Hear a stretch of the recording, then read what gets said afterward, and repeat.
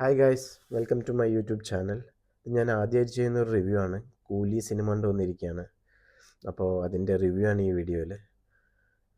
Review കൊണ്ട് ഞാൻ ഉദ്ദേശിക്കുന്നത് എന്താണെന്ന് വെച്ച് കഴിഞ്ഞാൽ, നമ്മളൊരു പടം കണ്ടു കഴിഞ്ഞ് കഴിഞ്ഞാൽ പടം നമുക്ക് കണ്ടു കഴിയുമ്പോൾ നമ്മൾ സാറ്റിസ്ഫൈഡ് ആണോ ഇല്ലയോ എന്ന രീതിയിലാണ് ഞാൻ ഒരു റിവ്യൂവിനെ കൺസിഡർ ചെയ്യുന്നത്.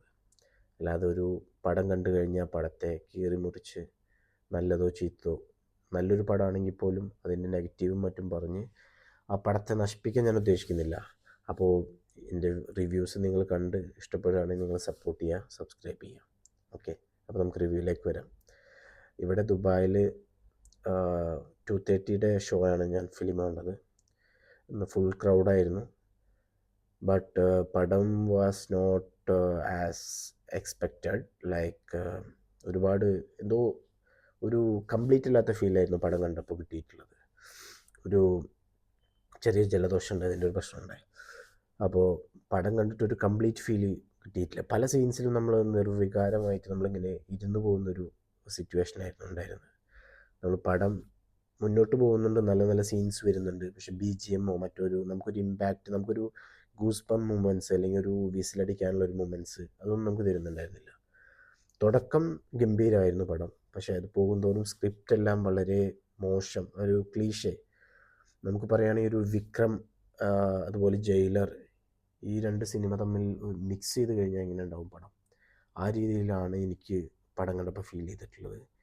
ഒരുപാട് നല്ല പെർഫോമൻസസ് ഉണ്ട് പടത്തിൽ, ബട്ട് ക്യാരക്ടേഴ്സൊന്നും ഒരു ഇമ്പാക്റ്റ്, ഇപ്പോൾ ഒരു മെയിൻ വില്ലൻ എന്ന രീതിയിൽ നമുക്ക് കൺസിഡർ ചെയ്യാൻ പറ്റുന്നത് നാഗാർജുന, അതുപോലെ Soubin Shahir.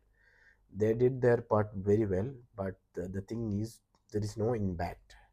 Soubin did a great job. I think he is the main, the villain character in the film. Like what we feel, he is the main villain in the character after you watch the film. But but we feel it's not complete. Aamir ഖാൻ്റെ ഒരു cameo എല്ലാവർക്കും അറിയാൻ പടത്തിലുണ്ട് എന്നുള്ളത്. But it was so disappointing. തീരെ ഒരു impact ഇല്ലാത്തൊരു character, ഒരു വലിയൊരു സ്റ്റാറിനെ കൊണ്ടുവന്നൊരു കോമാളിയാക്കുക എന്ന് പറയില്ലേ, ആ ഒരു തരത്തിലാണ് ഒരു ക്യാരക്ടറൈസേഷൻ. ഒരു ബീഡി വലിക്കാൻ വേണ്ടിയിട്ട് കൊണ്ടുവന്നൊരു ക്യാമിയോ എന്ന പോലെയാണ് അത്. അതിൽ നമ്മൾ ഡീറ്റെയിൽ ആയിട്ട് പറയുകയാണെങ്കിൽ ഭയങ്കര ഒരു മോശം സ്ക്രിപ്റ്റിങ്, അല്ലെങ്കിൽ അയാളുടെ ഒരാളെ കൊണ്ടുവന്ന് ഫിക്സ് ചെയ്യാൻ ശ്രമിക്കുക എന്നൊക്കെ പറയില്ലേ, അപ്പം അങ്ങനത്തെ ഒരു ഫീലാണ് നമുക്ക് കിട്ടിയിട്ടുള്ളത്. അങ്ങനത്തെ ഒരു ക്യാരക്ടറിൻ്റെ ആവശ്യമേ ഈ പടത്തിലുണ്ടായിരുന്നില്ല എന്ന ഫീലാണ് നമുക്ക് തരുന്നത്. Upendra was very good. His screen presence, look, style, everything was good, and some action sequences also was very well. And there are some other characters as well. നമ്മൾ മുമ്പ് പല സിനിമകളിലും കണ്ടതുപോലത്തെ അതേ കൈൻഡ് ഓഫ് ക്യാരക്ടേഴ്സ് ഈ സിനിമയിലും വരുന്നുണ്ട്. Some scenes were good, but നമുക്കതൊരു repetition പോലെയാണ് നമുക്ക് ഫീൽ ചെയ്തിട്ടുള്ളത് പടത്തിൽ. അപ്പോൾ അതുകൊണ്ട് തന്നെ ഒരു ഇൻകംപ്ലീറ്റ് ഫീലാണ്. നമുക്ക് ജസ്റ്റ് ഇങ്ങനെ കണ്ടുകൊണ്ടിരിക്കും, ഒറ്റ പ്രാവശ്യം തിയേറ്ററിലിരുന്ന് പടം കാണാം എന്നല്ലാതെ നമുക്കൊരു ഫസ്റ്റ് മുതൽ അവസാനം വരെ നമ്മളിങ്ങനെ ഒരേ മൂഡിൽ ഇങ്ങനെ ഇരിക്കുക എന്ന് പറയില്ലേ. ഓരോ ആക്ടേഴ്സ് ഇൻട്രഡക്ഷൻ വരുമ്പോൾ നമ്മൾ cheer ചെയ്യുന്നു, കൈയടിക്കുന്നു. അതിനപ്പുറം നമുക്കൊരു ലോകേഷ് സിനിമ കാണുമ്പോൾ കിട്ടുന്നൊരു ഫീൽ, ഒരു സംഭവം ഈ പടത്തിൽ വളരെ മിസ്സിങ് ആണ്.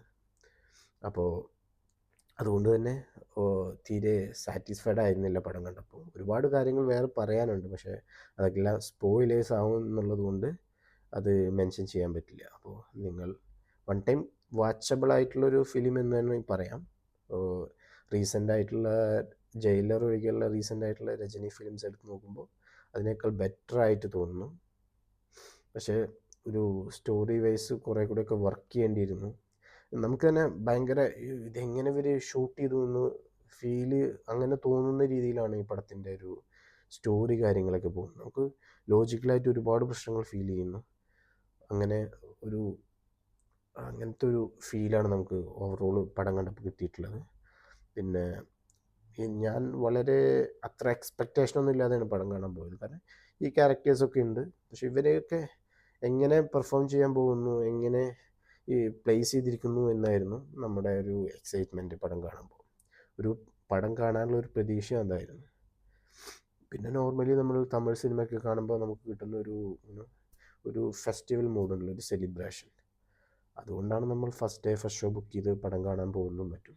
പക്ഷെ ആ ഒരു ഫീല് നമുക്കൊരു സാറ്റിസ്ഫാക്ഷൻ പടം കണ്ടപ്പോൾ കിട്ടിയില്ല. അപ്പം നിങ്ങൾക്ക് പടം കാണാൻ താല്പര്യമുള്ളവർ ടിക്കറ്റ് ബുക്ക് ചെയ്യുക, പടം കാണുക. ഓക്കെ, എന്നിട്ട് നിങ്ങളുടെ റിവ്യൂസ് കമൻറ്റ് ചെയ്യുക. അപ്പോൾ ഇതുപോലുള്ള റിവ്യൂസായിട്ട് ഞാൻ വീണ്ടും വരും.